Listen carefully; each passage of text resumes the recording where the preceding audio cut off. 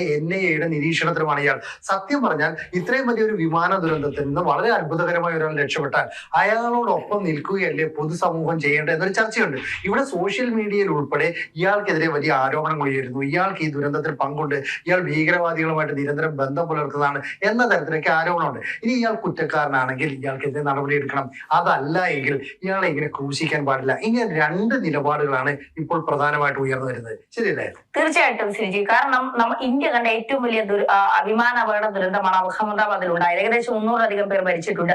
ഇപ്പോഴും 9-10 പേരുടെ DNA പരിശോധനയിൽ തിരിച്ചറിയാൻ പോലും കഴിഞ്ഞിട്ടില്ല. നമ്മുടെ പത്തനംതിട്ടയിലെ രഞ്ജിത നായർ എന്ന് പറയുന്ന സ്ത്രീ, അവർ കുടുംബം പുലർത്താനായി വിദേശത്തേക്ക് പോയി ജോലി ചെയ്യാൻ പോയ പെൺകുട്ടിയാണ്. 2 പിഞ്ചു കുഞ്ഞുങ്ങളുടെയും ഒരു അമ്മയുടെ ഏക അത്താണി. ഇതുവരെ അവരുടെ DNA ഫലം കിട്ടിയിട്ടില്ല എന്നുള്ളതാണ്. ഇനി അവരുടെ സഹോദരൻ ഇപ്പോ 8-9 ദിവസം കൊണ്ട് അഹമ്മദാബാദിൽ തമ്പടിച്ചിരിക്കുകയാണ്. അയാൾക്ക് പോകാൻ പോലും കഴിയുന്നില്ല.